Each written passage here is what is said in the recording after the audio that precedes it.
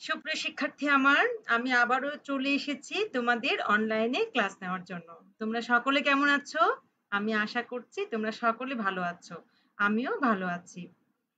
তোমরা গত ক্লাসটি নিশ্চয়ই করেছো এবং ঢাকা কলেজ কর্তৃক আয়োজিত অনলাইন ক্লাসগুলো নিশ্চয়ই তোমরা মনোযোগ সহকারে করছো এবং নোট করে রাখছো। তাহলে চলো সময়ের অপচয় না করে আমরা আমাদের ক্লাসে চলে যাই। আমার অনলাইন ক্লাসে তোমাদের সকলকে স্বাগতম। আজকের ক্লাসটি পরিচালনা করছি আমি শ্রাবণী ধর, প্রভাষক ব্যবস্থাপনা বিভাগ, ঢাকা কলেজ, ঢাকা। সুপ্রিয় শিক্ষার্থী, আজকে আমরা উচ্চ মাধ্যমিক একাদশ শ্রেণীর উৎপাদন ব্যবস্থাপনা ও বিপণন প্রথম পত্রের অধ্যায় প্রথম উৎপাদনের উপর ক্লাস নিব। আজকে আমার তোমাদের সাথে দ্বিতীয় ক্লাস। সুপ্রিয় শিক্ষার্থী, তোমরা যারা গত ক্লাসটি করেছো তারা জানো এবং যারা করনি তারাও দেখে নাও, অবশ্যই ক্লাসটি করে নিবে। গত ক্লাসে আমরা কি শিখেছিলাম? গত ক্লাসে আমরা উৎপাদন কি, উপযোগ কি, উপযোগের প্রকারভেদ এবং কিভাবে বিভিন্ন প্রকার উপযোগ সৃষ্টি হয় এগুলো আমরা গত ক্লাসে শিখেছিলাম। তার সাথে সাথে এই টপিকস গুলোর উপরে আমরা সৃজনশীল একটি প্রশ্ন সমাধান করেছিলাম। আশা করি তোমরা ক্লাসটি মনোযোগ সহকারে করেছো এবং সৃজনশীল প্রশ্নটি সমাধান করেছো। তাহলে চলো প্রিয় শিক্ষার্থী, আজকে আমরা দেখে নিই আজকে আমরা কি শিখতে যাচ্ছি। আজকের ক্লাসটি শেষে শিক্ষার্থীরা উৎপাদনের গুরুত্ব ব্যাখ্যা করতে পারবে এবং উৎপাদনের আওতা ব্যাখ্যা করতে পারবে। অর্থাৎ আজকে আমরা উৎপাদনের গুরুত্ব এবং উৎপাদনের আওতা শিখবো, ঠিক আছে, এবং জানবো। প্রিয় শিক্ষার্থী, এই ছবিগুলো কিন্তু তুমি গত ক্লাসে দেখেছো। দেখো এই ছবিগুলো সম্পর্কে তুমি কি বুঝছো? যে এখানে কিন্তু কিছু চারা গাছ থেকে ধান উৎপাদন হয়েছে এবং তারপরে ধান থেকে চাল উৎপন্ন হয়েছে এবং চাল রান্না করার ফলে ভাতের উৎপাদন হয়েছে। এখন তোমাকে যেটি প্রশ্ন করব সেটি হচ্ছে, এই যে উৎপাদন হয়েছে বা রূপগত উপযোগ সৃষ্টি হয়েছে, এই রূপগত উপযোগ যদি সৃষ্টি না হতো, ঠিক আছে, তাহলে কি আমরা ৩ বেলা পেট ভরে সন্তুষ্টি নিয়ে ভাত খেতে পারতাম? পারতাম না। আমাদেরকে সেই কিন্তু আদিম যুগেই চলে যেতে হতো। তাই না? আমরা কিন্তু রূপগত উপযোগ সৃষ্টি না করলে, আমরা কিন্তু উৎপাদন যদি থামিয়ে দিই, এখন উৎপাদন করা বন্ধ করে দিই, তাহলে কি হবে? আদিম যুগে ফিরে যাব। আচ্ছা, এরপরে দেখো এখানে যে ছবিগুলো, তুলা, তুলা থেকে সুতা, সুতা থেকে মাপজোক করে কি হয়েছে এখানে? জামা বা পোশাক তৈরি হয়েছে। এগুলো যদি উৎপাদন বন্ধ রাখি, এগুলো যদি না হয়, তাহলে কি হবে? আমরা কি পরিধান করব?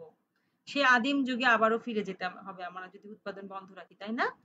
এরপরে দেখো এই যে গাছ, গাছ থেকে কাঠ এবং সর্বশেষ ফার্নিচার। যদি এগুলোও আমরা উৎপাদন সব এই রূপগত উপযোগ বন্ধ করে রাখি বা উৎপাদন বন্ধ করি, তাহলে কি হবে? আমরা কোনো ফার্নিচার বা আসবাবপত্র কিন্তু ব্যবহার করতে পারবো না। তাহলে কি বুঝতে পারছো উৎপাদনের গুরুত্ব আছে কি নাই? উৎপাদনের গুরুত্ব কি? অপরিসীম। উৎপাদনের গুরুত্ব অবশ্যই আছে, তাই না? তাহলে আজকের ক্লাসে আমরা এই উৎপাদনের গুরুত্বই জানবো। তার আগে আমি আরেকটু তোমাদের জানিয়ে দিই যে উৎপাদনটা কি। আমরা আগেই বলেছি যে প্রকৃত অর্থে মানুষ কোনো কিছুই সৃষ্টি করতে পারে না। মানুষ কেবল কি করতে পারে? প্রকৃতির সম্পদ আহরণ করতে পারে এবং বিভিন্ন প্রক্রিয়ার মাধ্যমে রূপগত, সত্যগত, স্থানগত, কালগত, যুগিগত, অর্থগত ইত্যাদি উপযোগ সৃষ্টি করতে পারে। অর্থাৎ মানুষ তার শ্রম ও বুদ্ধি দিয়ে প্রাকৃতিক সম্পদে যে বিনিময়যোগ্য বাড়তি উপযোগ সৃষ্টি করে তাকে কিন্তু উৎপাদন বলে। প্রিয় শিক্ষার্থী, আমরা গত ক্লাসেও শিখেছি যে উৎপাদন উপকরণ ৪টি। কি কি? ভূমি, শ্রম, মূলধন এবং সংগঠন। এবং এই রূপগত উপযোগ সৃষ্টি করাকে অ্যাকচুয়ালি কি বলা হচ্ছে? প্রধানত বলা হচ্ছে উৎপাদন। তাহলে এই উৎপাদনের গুরুত্বগুলো আমরা আজকে ক্লাসে শিখবো যে উৎপাদন যে হচ্ছে এটির গুরুত্ব কি আছে না নাই? অবশ্যই আছে এবং এটি ৩ দিক থেকে, ৩ দৃষ্টিকোণ থেকে আছে। প্রথমটি তোমাদের দেখো আছে কি? প্রথম যেটি বলা হয়েছে সেটা কি? উৎপাদকের দৃষ্টিকোণ থেকে। এবং দ্বিতীয়টা কি? দ্বিতীয়টি কি? ভোক্তাদের দৃষ্টিকোণ থেকে, তাই না? এবং তৃতীয়টি অর্থনীতির দৃষ্টিকোণ থেকে। তো এই ৩ দৃষ্টিকোণ থেকে উৎপাদনের গুরুত্ব অপরিসীম।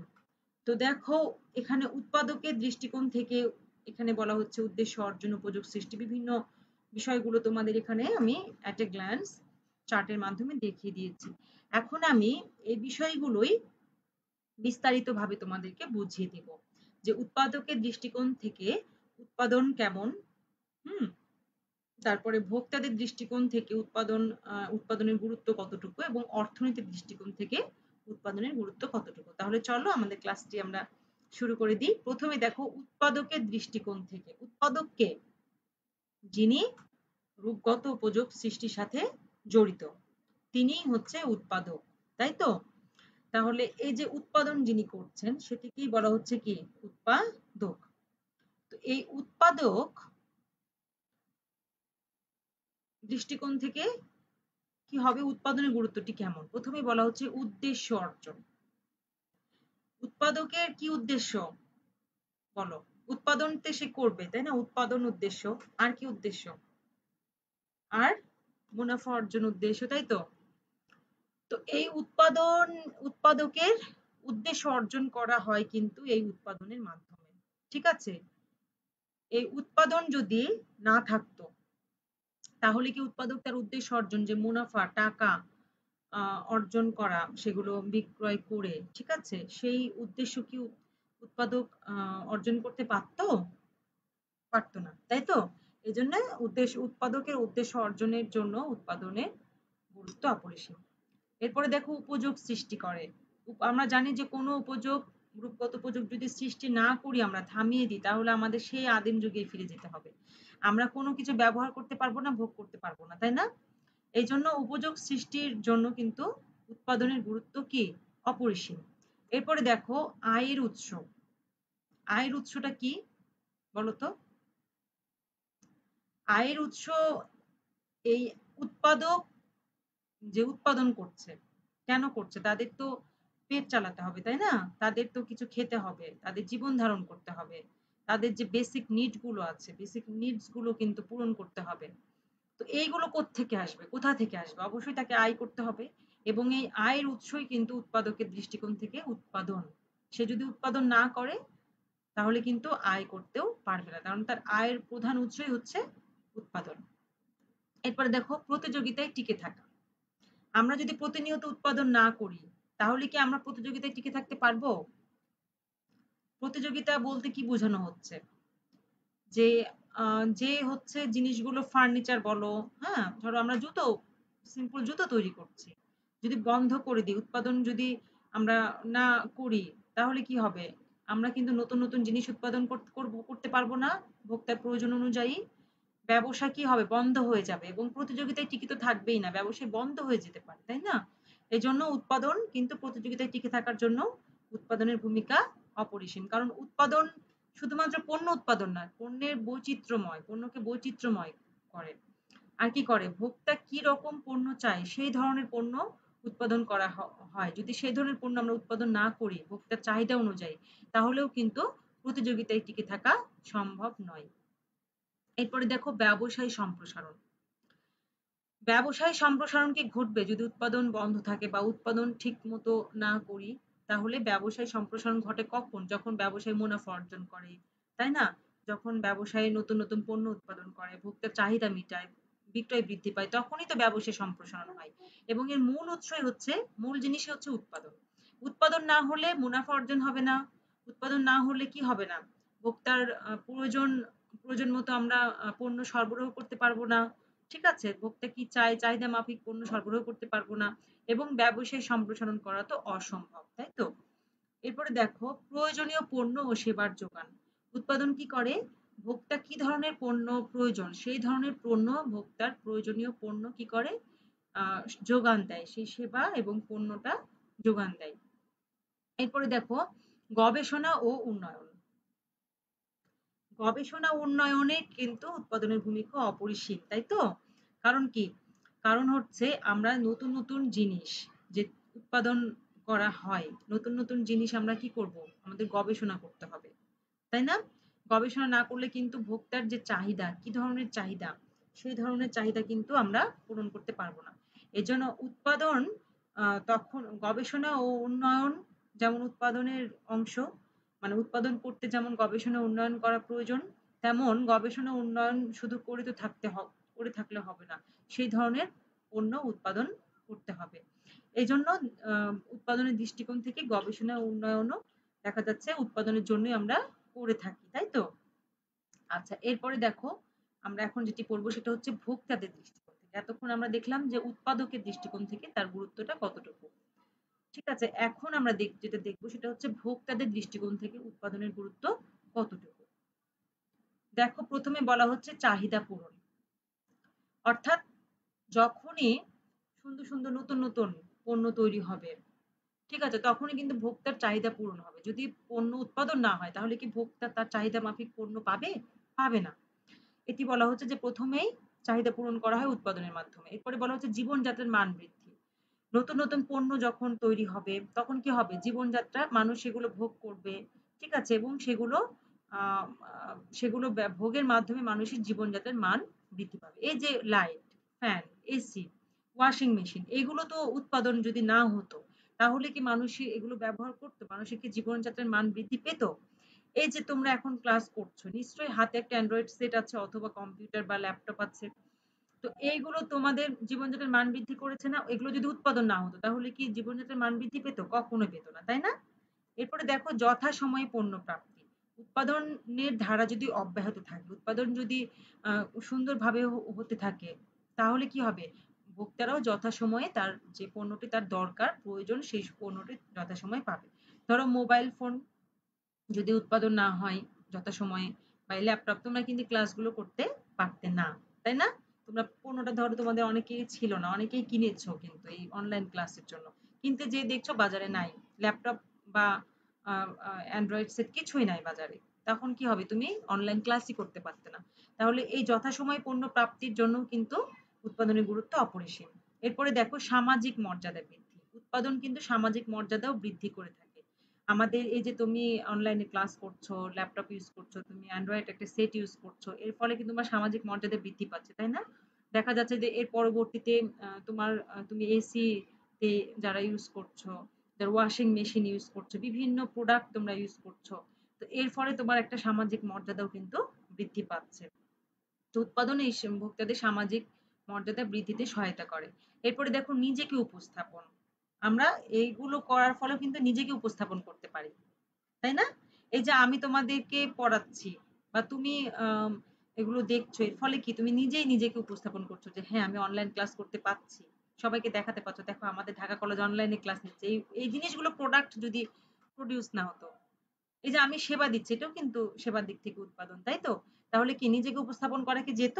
ঢাকা কলেজকে উপস্থাপন করতে পারতো এই প্রোডাক্ট গুলো যদি প্রডিউস না হতো বা উৎপাদন না হতো? ঢাকা কলেজকে উপস্থাপন করতে পারতো না, তাই না? তো এই জন্য নিজেকে উপস্থাপনের জন্য উৎপাদনের গুরুত্ব কি? অপরিসীম। এরপরে দেখো বলা হচ্ছে সভ্যতার সুফল।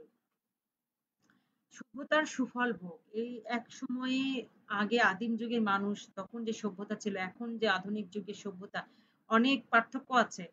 এই পার্থক্য যে সবগুলোই কিন্তু বেশিরভাগই কিন্তু পজিটিভ। এই সুফলগুলো কিন্তু আমরা উৎপাদন না হলে কখনোই ভোগ করতে পারতাম না। প্রিয় শিক্ষার্থী, এখন আমরা চলে এসেছি অর্থনৈতিক দৃষ্টিকোণ থেকে উৎপাদনের গুরুত্বগুলো বোঝার জন্য। তাহলে চলো, আমরা এতক্ষণ তো দেখলাম যে ভোক্তার দৃষ্টিকোণ থেকে উৎপাদনের গুরুত্ব কেমন, উৎপাদকের দৃষ্টিকোণ থেকে উৎপাদনের গুরুত্ব কেমন, আমরা এখন দেখি অর্থনৈতিক দৃষ্টিকোণ থেকে উৎপাদন কেমন। প্রথমেই যে গুরুত্বটি বলা হয়েছে এখানে, সেটি কি? কর্মসংস্থান সৃষ্টি। কর্মসংস্থান সৃষ্টি কখন হবে? যখন কোনো দেশে উৎপাদন বৃদ্ধি পাবে, তাই না? উৎপাদন হবে তখন কি মানুষ সেখানে নিয়োজিত থাকবে, কাজ করবে, তখনই তো কর্মসংস্থানের সৃষ্টি হবে। এবং উৎপাদনের ধারা যত অব্যাহত হবে ততই কিন্তু কর্মসংস্থানের সুযোগও অনেক বৃদ্ধি পাবে, তাই তো? এই যে কর্মসংস্থান সৃষ্টির জন্য কিন্তু উৎপাদনের গুরুত্ব এই জন্য কি? অপরিসীম। এখন যদি সকল উৎপাদন বন্ধ হয়ে যায় তাহলে সবার কাজ কিন্তু চলে যাবে। এই যে কোভিড-19 করোনার সময় অনেক প্রতিষ্ঠান বন্ধ করা হয়েছে, অনেক প্রতিষ্ঠান দেখা যাচ্ছে চলছে না, তাদের বাধ্যতামূলকভাবেই সেই প্রতিষ্ঠানগুলো চলতেছে না, অনেক প্রতিষ্ঠান কিন্তু এখন বন্ধ হয়ে গেছে। তাহলে সেখানে যারা নিয়োজিত ছিল, তাহলে কি হয়েছে? তাদের কর্মসংস্থানও কিন্তু হ্রাস পেয়েছে, তারা কিন্তু তাদের যে আম, আহ, চাকরি সেটি হারিয়েছে, তাই না? এটি কিন্তু উৎপাদন বন্ধ হওয়ার জন্য। আবার যখন ঠিক হয়ে যাবে, করোনা কাল যখন চলে যাবে, এই মহামারীর সময় চলে যাবে, আবার অনেক প্রতিষ্ঠান তখন জন্ম লাভ করবে, অনেক প্রতিষ্ঠান তাদের কার্যাবলী শুরু করবে, তখনও কিন্তু আবার কর্মসংস্থানের সৃষ্টি হবে। তাহলে নিশ্চয়ই বুঝতে পেরেছে যে উৎপাদনের গুরুত্বটা কতটা অপরিসীম। এরপরে দেখো শিল্পায়ন। শিল্পের উন্নয়ন, সেটাই হচ্ছে শিল্পায়ন। উৎপাদন যদি না হয় তাহলে তো আমরা এই কৃষি কাজ যে আদিম যুগে ভাবে যে ধান চাষ করছি এইগুলোই করতাম। শিল্পায়ন কি হতো? শিল্পের উন্নয়ন সাধন হতো? হতো না। তাহলে উৎপাদন কিন্তু অবশ্যই শিল্পায়নে যথেষ্ট ভূমিকা পালন করে। এরপরে বলা হচ্ছে সরকারের রাজস্ব বৃদ্ধি। সরকার যত দেশে উৎপাদনশীলতা বৃদ্ধি পাবে, উৎপাদন বৃদ্ধি পাবে, সেই দেশে কিন্তু রাজস্ব সরকারের তত বেশি আয় হবে, তত বেশি তারা রাজস্ব বৃদ্ধি পাবে। তার কারণ কি? প্রতিটা উৎপাদনের প্রতিটা পণ্য থেকে সরকার ট্যাক্স পায়, ভ্যাট পায়, তাই না? যেগুলো তারা সরকার সেইখান থেকে দেশের উন্নয়ন করতে পারে। যার ফলে কি হয়? সরকার রাজস্ব বৃদ্ধি পায়। এই জন্য উৎপাদন যত বৃদ্ধি পাবে, রাজস্ব তত বৃদ্ধি পাবে। তো এই জন্য উৎপাদনের গুরুত্ব কিন্তু সরকার রাজস্ব বৃদ্ধিতেও অপরিসীম, তাই না? এরপরে দেখো সম্পদের সদ্ব্যবহার। সম্পদের সদ্ব্যবহার কিভাবে হয়? সমস্ত কাঁচামাল পড়ে আছে, গাছ আছে, নদীতে পানি আছে, কারেন্ট বিদ্যুৎ উৎপন্ন হচ্ছে না, ঠিক আছে, মাছ আছে, সেগুলো কি হচ্ছে না, আমরা সংগ্রহ করতে পারছি না, হ্যাঁ? তো এই খনি থেকে আমরা পণ্য আম, উত্তোলন করতে পারছি না, তাহলে কি হবে? সম্পদের কি সদ্ব্যবহার হবে? হবে না। উৎপাদন যত বৃদ্ধি পাবে একটি দেশে, সম্পদের সদ্ব্যবহারও কিন্তু তত ভালোভাবে হবে এবং সেই দেশের উন্নয়ন তত সাধিত হবে, তাই না? আচ্ছা, এরপরে দেখো অবকাঠামোগত উন্নয়ন। এই যে রাস্তাঘাট, গ্যাসের লাইন, বিদ্যুতের লাইন, তারপরে হচ্ছে বিভিন্ন সেতু নির্মাণ, হ্যাঁ? তারপরে ফ্লাইওভার নির্মাণ, পদ্মা সেতু, এগুলো উন্নয়ন কখন হবে? যখন সে দেশের উৎপাদনের চাকা সচল থাকবে। যদি উৎপাদনের চাকা সফল না থাকে তাহলে কি এই অবকাঠামোগত উন্নয়ন সম্ভব? সম্ভব না। এজন্য অবকাঠামোগত উন্নয়নের জন্য কিন্তু উৎপাদনের গুরুত্ব কি? অপরিসীম। এরপরে দেখো অর্থনৈতিক প্রবৃদ্ধি অর্জন। অর্থনৈতিক প্রবৃদ্ধি অর্জন। একটি দেশের অর্থনৈতিক প্রবৃদ্ধি কখন অর্জন হবে? যখন সেই দেশের উৎপাদন কি হবে? থেমে থাকবে না, চলতে থাকবে। তখনই কিন্তু সে দেশের রাজস্ব বৃদ্ধি পাবে এবং অর্থনৈতিক প্রবৃদ্ধি অর্জন হবে। ঠিক আছে? এরপরে দেখো অর্থনৈতিক অগ্রগতি সূচক। এই উৎপাদনও কিন্তু অর্থনৈতিক অগ্রগতি সূচক। অর্থাৎ একটি দেশ অর্থনৈতিকভাবে ততটা গতিশীল হবে যখনই উৎপাদনের ধারা অব্যাহত থাকবে। তখন কিন্তু একটি দেশ অর্থনৈতিক দিক থেকে গতিশীল হবে এবং সে কিন্তু ধাপে ধাপে এগিয়ে যাবে, তাই না? ধাপে ধাপে সরকারের যেমন রাজস্ব বৃদ্ধি পাবে, অর্থনৈতিক প্রবৃদ্ধি অর্জন হবে, ঠিক তেমন ভাবে অর্থনৈতিক অগ্রগতি সূচকও কিন্তু এই উৎপাদনেই হয়ে থাকে। এরপরে দেখো সামাজিক অগ্রগতি লাভের উপায়। সামাজিক যে অগ্রগতিগুলো আছে, ঠিক আছে, যে সমাজে মানুষ শিক্ষা শিক্ষা গ্রহণ করা, উচ্চতর শিক্ষাতে যাওয়া, সমাজে মানুষের আয় বৃদ্ধি পাওয়া, জীবনযাত্রার মান বৃদ্ধি পাওয়া, এগুলোর ফলে সামাজিক অগ্রগতি লাভ হয় না? তো এই উৎপাদন যদি বন্ধ থাকে, উৎপাদনের চাকা যদি বন্ধ থাকে, থেমে থাকে, তাহলে কিন্তু সবকিছুই থেমে যাবে, সামাজিক অগ্রগতিও লাভ হবে না। তো এই সামাজিক অগ্রগতি লাভের উপায়ও কিন্তু এই উৎপাদন। প্রিয় শিক্ষার্থী, আমরা এতক্ষণ উৎপাদনের গুরুত্বগুলো শিখলাম, জানলাম। তাহলে চলো এখন আমরা উৎপাদনের আওতা বা পরিধিগুলো জেনে নিই এবং শিখে নিই। উৎপাদনের আওতা বা পরিধি। উৎপাদনের আওতা বা পরিধি কাকে বলে? এখানে বলা হচ্ছে যে উৎপাদন কার্যক্রম সচল রাখতে যে সকল কার্যক্রম সম্পাদন করতে হয়। অর্থাৎ কি? উৎপাদন কার্যক্রম সচল রাখতে অনেকগুলো কাজ আমাদের করতে হয় না? উৎপাদন সচল রাখতে করতে হয় তো। এই সমস্ত কার্যক্রমকেই বলা হচ্ছে কি, সমষ্টিকেই বলা হচ্ছে উৎপাদনের আওতা। অর্থাৎ শুধুমাত্র যে আমি প্রোডাকশন করলাম সেটাই কিন্তু উৎপাদন না। প্রোডাকশন করার আগে আমি কিছু পরিকল্পনা করেছি, প্রোডাকশন করেছি, সেগুলো সম্পূর্ণ উৎপাদন করতে যতগুলো কাজ জড়িত সেই সবগুলোকেই কিন্তু আমাকে বলা হচ্ছে কি? উৎপাদনের আওতা। এর আওতা সম্পর্কে নিচে আলোচনা করা হলো। চলো তাহলে এর আওতাগুলো আমরা একটু এখন দেখে নিই। প্রথমেই বলা হচ্ছে উপযোগ সৃষ্টি। আমরা জানি যে মানুষ কোনো কিছু সৃষ্টি করতে পারে না, কোনো কিছু মানুষ তৈরি করতে পারে না। সে শুধুমাত্র প্রকৃতি প্রদত্ত সম্পদ থেকে সে বাড়তি উপযোগ সৃষ্টি করতে পারে, যেটিকে বলা হচ্ছে উৎপাদন। এই যে কোনো ধরনের, এই জন্য দেখা যাচ্ছে যে বাড়তি রূপগত উপযোগ সৃষ্টি করছে, স্থানগত উপযোগ সৃষ্টি করছে। যে উপযোগ প্রথমত যে সৃষ্টি করছে, এই উপযোগ সৃষ্টিটাই কিন্তু উৎপাদনের আওতার মধ্যে পড়বে। এরপরে দেখো কারখানা পরিকল্পনা। অর্থাৎ কারখানার অবস্থান কোথায় হবে? ঠিক আছে? কারখানা লেআউট, ডিজাইন কেমন হবে। এই সমস্ত কিন্তু উৎপাদনের জন্য এটি করা হয়ে থাকে। উৎপাদন করার জন্য তো কারখানা দরকার, তাই না? তাহলে কারখানার স্থাপন কোথায় হবে, অবস্থান কোথায় হবে, ঠিক আছে? তো এই জিনিসগুলো কিন্তু এই কারখানার সমস্ত পরিকল্পনাও কিন্তু উৎপাদনের আওতা হবে। বুঝতে পারছো? উৎপাদনের আওতার মধ্যে পড়বে। এরপরে দেখো উৎপাদন পরিকল্পনা। উৎপাদন পরিকল্পনা কি? উৎপাদন কিভাবে করা হবে। ঠিক আছে? এটিতে আগেই পরিকল্পনা করা হয়, তাই না? উৎপাদনই হলেই যে সেটি উৎপাদনের আওতার মধ্যে পড়বে তা কিন্তু না। উৎপাদনের পরিকল্পনা তো আগে থেকে গ্রহণ করা হয়। যে কি উৎপাদন করা হবে, কত সময় উৎপাদন করা হবে, উৎপাদন করতে কত টাকা লাগবে, মূলধন লাগবে, কত শ্রম লাগবে, বিভিন্ন পরিকল্পনা করা হয়, তাই না? এই সমস্ত উৎপাদনের পরিকল্পনাই কিন্তু উৎপাদনের আওতার মধ্যে পড়বে। ঠিক আছে? এরপরে দেখো যন্ত্রপাতি নির্বাচন ও রক্ষণাবেক্ষণ। উৎপাদনের আরেকটি যে করতে যে জিনিসটা লাগে সেটি কি?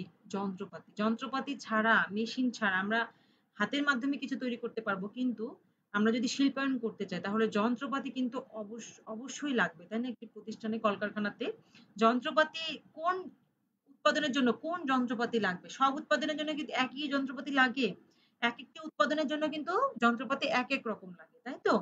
তাহলে কোন যন্ত্রপাতিটা লাগবে সেটি নির্বাচন করা এবং সেটি ভালোভাবে মেইনটেন্যান্স করা, রক্ষণাবেক্ষণ করা, এবং যদি খারাপ হয়ে যায় সেটি মেরামত করা, সমস্ত কিছু কিন্তু এই উৎপাদনের আওতার মধ্যেই পড়বে। এগুলো কিন্তু উৎপাদনের পরিধির মধ্যেই পড়বে, যন্ত্রপাতি নির্বাচন ও রক্ষণাবেক্ষণ। এরপরে দেখো উপকরণ সংগ্রহ। আমরা জানি উৎপাদনের উপকরণ কয়টি? 4টি, তাই না? ভূমি, শ্রম, মূলধন এবং সংগঠন। তাহলে এই জিনিসগুলো যখন আমরা সংগ্রহ করব, শুধুমাত্র এগুলোই না, আমরা কিন্তু আরো কিছু উপাদান যেমন যন্ত্রপাতি, ঠিক আছে, আমরা সংগ্রহ করতে পারি, কাঁচামাল সংগ্রহ করি। তো এই সমস্ত উপকরণ তো আমাদের সংগ্রহ করতে হয়, তাই না? এমনি এমনি তার উৎপাদন হয়ে যায় না। তো এই সমস্ত উপকরণগুলো সংগ্রহ করাও কিন্তু উৎপাদনের আওতার মধ্যেই পড়বে। ঠিক আছে? এরপরে দেখো রূপান্তর প্রক্রিয়া। উৎপাদন কি এমনি এমনি হয়ে যায়? এমনি এমনি তো হয় না। সেটিকে তো একটা প্রসেসের মাধ্যমে, একটা প্রক্রিয়ার মাধ্যমে রূপান্তর করতে হয়। যেমন আমরা এর আগে ছবিতে দেখলাম, কি ছবিতে দেখলাম যে তুলা থেকে সুতা হলো, সুতা থেকে কি হলো? শার্ট হলো। তো ধান থেকে মানে প্রথমে বীজ বপন করতে হয়, তারপরে চারা গাছ, তারপরে ধান, তারপরে সেখান থেকে চাল, তারপরে ভাত, তাই না? তো এই প্রতিটার কিন্তু রূপান্তর প্রক্রিয়া আছে। পুরো রূপান্তর প্রক্রিয়াটার মধ্যে যারা জড়িত থাকবে তাদের অংশ এবং যেভাবে হচ্ছে উৎপাদনটা, সমস্ত প্রক্রিয়াটাই কিন্তু উৎপাদনের আওতার মধ্যে পড়বে। ঠিক আছে? এরপরে দেখো পণ্যের নকশাকরণ। আমাদের উৎপাদন করার আগেই কিন্তু প্রোডাক্ট ডিজাইন করে নিতে হবে। উৎপাদন করার সময় যদি আমি করতে যাই তাহলে তো ভালোভাবে করতে পারবো না। আমাকে আগে পণ্যের পরিকল্পনা করতে হবে, পণ্যের নকশাকরণ করতে হবে, যে কিভাবে এই পণ্যটি কেমন হবে। যে কোনো একটা কলমই যদি উৎপাদন করা হয় তাহলে কলমের নকশা কেমন হবে, কি কালার হবে, তাই না? তার বিভিন্ন নকশা, ডিজাইন কিন্তু যেকোনো প্রোডাক্টের জামা কাপড় তৈরি করলে তার কলার কেমন হবে, সেটির রং কেমন হবে, ডিজাইন কেমন হবে, কাটিং কেমন হবে, কত সাইজ হবে। বিভিন্ন ধরনের নকশা কিন্তু করতে হয় আগেই। এটা উৎপাদন করার পূর্বেই এটি কিন্তু সম্পাদন করতে হয়। যদিও এটি উৎপাদনের পূর্বেই করা হচ্ছে তারপরেও কিন্তু এটি উৎপাদনের আওতার মধ্যেই বা পরিধির মধ্যেই থাকবে। ঠিক আছে? পণ্যের নকশাকরণ। এরপরে দেখো উৎপাদন পদ্ধতি নির্বাচন। আমরা জানি যে উৎপাদনের অনেকগুলো পদ্ধতি আছে, তাই না? তো এখানে কোন পদ্ধতি, মানে আমরা কোন পদ্ধতি উৎপাদন করব, এখানে প্রযুক্তি ব্যবহার করব কিনা, হ্যাঁ কোন মেশিন আমরা ব্যবহার করব, নাকি হাতের তৈরি জিনিস করব, বিভিন্ন ধরনের পদ্ধতি নির্বাচন কিন্তু আমার করতে হবে। এই পদ্ধতি উৎপাদনের কোন পদ্ধতিতে হবে সেই পদ্ধতি নির্বাচন করাটাও কিন্তু উৎপাদনের আওতা বা পরিধির মধ্যেই পড়বে। ঠিক আছে? এরপরে দেখো মান নিয়ন্ত্রণ। মান নিয়ন্ত্রণ মানে কি? Quality control. কোয়ালিটি কন্ট্রোল মানে কি? যখন আমি কোনো প্রোডাক্ট প্রডিউস করব তখন অবশ্যই কিন্তু এটার কোয়ালিটি কেমন হবে, মান কেমন হবে সেটির দিকে আমাকে নজর রাখতে হবে। যদি আমি মানের দিকে নজর না রাখি তাহলে শুধুমাত্র পণ্য উৎপাদন করলেই হবে না, সেটি কিন্তু বাজারে টিকে থাকবে না। মানুষজন সেটি ক্রয় করবে না। মানুষজনের সেটি উপযোগ মানে অভাব পূরণ ক্ষমতা থাকবে না সেই পণ্যের, তাই না? যদি সেটির মান ভালো না হয়। এজন্য মান প্রতিটি মানে স্তরেই সেই পণ্যটির মানটা নিয়ন্ত্রণ করতে হবে। একটা স্ট্যান্ডার্ড তো অবশ্যই থাকবে, তাই না? নিয়ন্ত্রণ করতে হবে কিন্তু একটা স্ট্যান্ডার্ডের উপরে তুলনা করে বেস করে যে স্ট্যান্ডার্ড যেটা আছে সেটা অনুযায়ী মানে পণ্য তৈরি হচ্ছে কিনা, ঠিক আছে, সেটি সবসময় কিন্তু আমাদের নজরে রাখতে হবে। এই মান নিয়ন্ত্রণও উৎপাদনের আওতা হিসেবে কাজ করবে, উৎপাদনের আওতা হিসেবে এটি কাজ করবে, মানে উৎপাদনের আওতা হবে আর কি। এরপরে দেখো উৎপাদন নিয়ন্ত্রণ, আমরা দেখলাম যে মান নিয়ন্ত্রণ করা হলো। এখন আমরা উৎপাদন নিয়ন্ত্রণ মানে উৎপাদন যে পদ্ধতি আমরা নির্বাচন করেছি এবং উৎপাদনের যে স্ট্যান্ডার্ড আমরা নির্বাচন করেছি, এই পদ্ধতি উৎপাদন হবে সেই পদ্ধতি অনুসারে সেই সময়ে সঠিক সময়ে উৎপাদন হচ্ছে কিনা সেটিও কিন্তু আমাদের দেখতে হবে। সেটিকেই বলা হচ্ছে উৎপাদন নিয়ন্ত্রণ। সেটি আমরা মাপজোক করব এবং যদি সঠিক সময়ে উৎপাদন না হয় সঠিক পদ্ধতিতে, তাহলে আমরা অবশ্যই সংশোধনমূলক ব্যবস্থা গ্রহণ করব। তো এই পুরো জিনিসটা উৎপাদনের হচ্ছে কিনা সেটি দেখা, সেটি সংশোধনের ব্যবস্থা করা, এই পুরোটাই কিন্তু উৎপাদনের আওতা বা পরিধির মধ্যেই পড়বে। ঠিক আছে? এরপরে দেখো গবেষণা ও উন্নয়ন। আমরা জানি যে উৎপাদন কাজ শুরু করার আগে কিন্তু আমাদের বাজার গবেষণা করতে হয়, তাই না?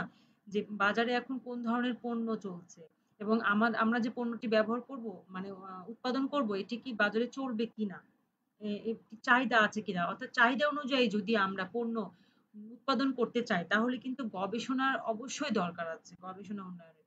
এই জন্য এই গবেষণা ও উন্নয়নও কিন্তু উৎপাদনের আওতা বা পরিধির মধ্যেই পড়বে। ঠিক আছে? এরপরে দেখো কারখানা বিন্যাস। ওকে, কারখানা বিন্যাস কি? কারখানাটা কোথায়, মানে কারখানার বিন্যাস মানে সেটার নকশাকরণ, কারখানার মধ্যে যন্ত্রপাতি কোথায় রাখবো এবং মানুষজন কোথায় চলাফেরা করবে। ঠিক আছে? তো এই সমস্ত নকশা বা বিন্যাস কিন্তু আমাকে করতে হবে আগেই। এবং এই বিন্যাস যদি আমি ঠিক মতো না করি, যন্ত্রপাতি বা মানুষজন চলাচলের বা পণ্য দ্রব্য আমি কোথায় রাখবো, কোথায় রাখতে চাই, এইগুলো যদি সঠিকভাবে বিন্যাস না হয় তাহলে কিন্তু উৎপাদন কার্যক্রম কি হবে, ব্যাহত হবে, বাধাগ্রস্ত হবে। এই জন্য কারখানার বিন্যাসটা কিন্তু অপরিসীম এবং এই কারখানার বিন্যাসও উৎপাদনের আওতা বা পরিধির মধ্যেই পড়বে, অর্থাৎ কারখানার বিন্যাসটা উৎপাদনের আওতার মধ্যে পড়ে। ঠিক আছে? এরপরে দেখো উত্তম কারখানা পরিবেশ রক্ষা। উত্তম কারখানা পরিবেশ, কারখানার পরিবেশ তো আমাদের অবশ্যই উত্তম হতে হবে। যদি ভালো না হয় কাজের সাথে, অর্থাৎ যে উৎপাদন হবে উৎপাদনের উপযোগী যদি কারখানার পরিবেশ না হয় তাহলে কিন্তু ভালো উৎপাদন সম্ভব নয়, তাই না? এজন্য উত্তম কারখানা পরিবেশ রক্ষা করতে হবে। যদি আমরা উৎপাদনের চাকাকে সচল রাখতে চাই, ভালোভাবে উৎপাদন করতে চাই, তাহলে অবশ্যই আমাদের উত্তম কারখানা পরিবেশ রাখতে হবে। এজন্য বলা হচ্ছে যে উত্তম কারখানা পরিবেশ রক্ষা করাটাও উৎপাদনের আওতা বা পরিধির মধ্যেই পড়বে। ঠিক আছে? এরপরে দেখো মজুত নিয়ন্ত্রণ। মজুতটা কি? উৎপাদনের যে কাঁচামাল যেগুলো আমাদের লাগবে, ঠিক আছে, সেইগুলো কিন্তু আমাদের মজুদ সঠিক আছে কিনা। যদি মজুদ সঠিক না থাকে, অর্থাৎ সঠিক সময় যদি আমরা কাঁচামাল উৎপাদনের সময় না পাই তাহলে কি হবে, উৎপাদন কিন্তু থেমে যাবে, উৎপাদন অব্যাহত রাখতে পারবো না। ঠিক আছে? অর্থাৎ যখন পণ্যটি ভোক্তার কাছে আমরা সঠিক সময়ে পৌঁছে দিতে পারবো না এবং দেখা যাচ্ছে যদি অতিরিক্ত মজুদ থাকে তাহলেও সেটাও কিন্তু আমাদের জন্য খারাপ বয়ে নিয়ে আসবে। কোম্পানি কিন্তু সেই দিকে দেখা যাচ্ছে যে স্টোরেজে অনেক টাকা খরচ করে ফেলতে হবে মজুতে। ঠিক আছে? সেটাও কিন্তু ভালো হবে না।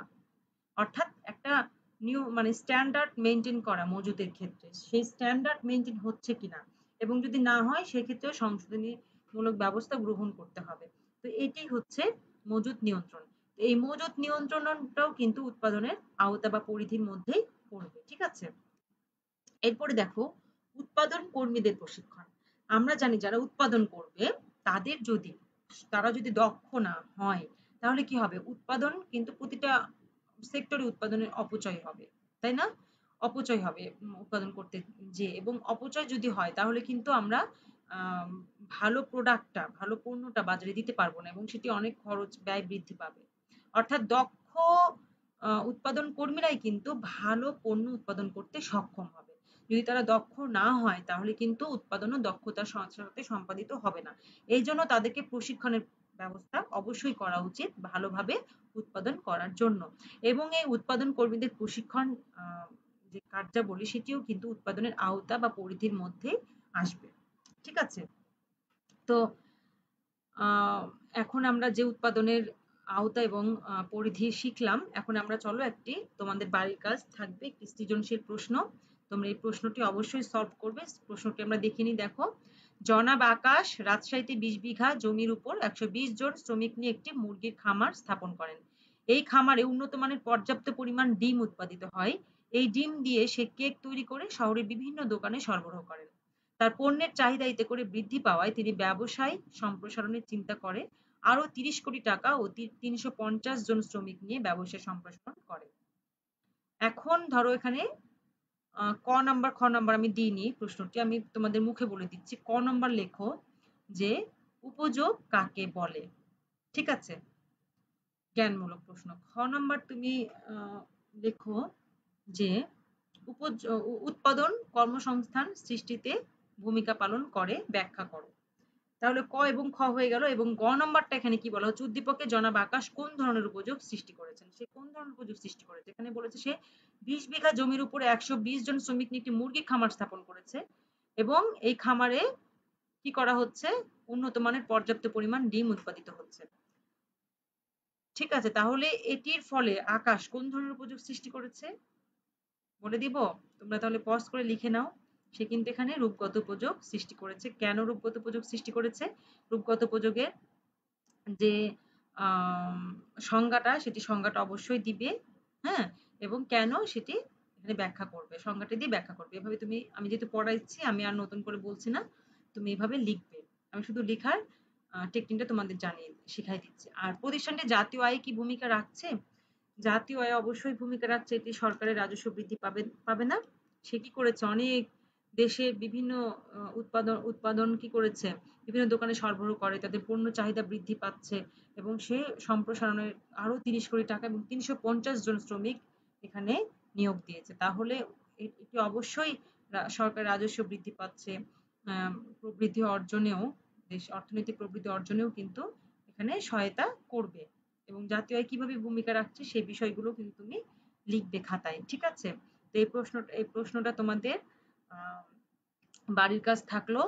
তোমরা অবশ্যই সেটি সুন্দর করে লিখবে এবং আমার ক্লাসের নিচে ছবি দিয়ে দিবে। তাহলে আমি রোল সহ ছবি দিয়ে দিবে। ঠিক আছে, তাহলে আমি বুঝবো যে আমার ক্লাসটি কারা করছো। রোল এবং নাম সেখানে অবশ্যই থাকবে, তাহলে বুঝতে পারবো তোমরা আদৌ ক্লাস করছো কিনা। এই করোনা পরবর্তীকালীন সময় কিন্তু আমি তোমাদেরকে এগুলো ধরবো এবং দেখতে চাবো। এবং যারা আমার ক্লাসটি করেছো, ছবি দিয়েছো, তাদের সাথে অবশ্যই সাক্ষাৎ হবে। ঠিক আছে, তো আজকের মতো এই পর্যন্তই। তোমরা তোমাদের সবাইকে অসংখ্য ধন্যবাদ ক্লাসটি মনোযোগ সহকারে করার জন্য। তো আজকে আর বেশি কিছু বলতে চাচ্ছি না। তুমি ক্লাসটি মনোযোগ সহকারে অবশ্যই করবে এবং সৃজনশীল প্রশ্নটা সলভ করবে, ছবি তুলে অবশ্যই কমেন্ট দিয়ে দিবে, আমি দেখবো। ঠিক আছে, তো প্রিয় শিক্ষার্থী, তোমরা ভালো থেকো, আমার জন্য দোয়া করো। তোমাদের জন্য আমি দোয়া করি, সুস্থ থাকো এবং সময় নষ্ট না করে পড়াশোনা চালিয়ে যাও। ওকে, সবাইকে ধন্যবাদ, ভালো থেকো।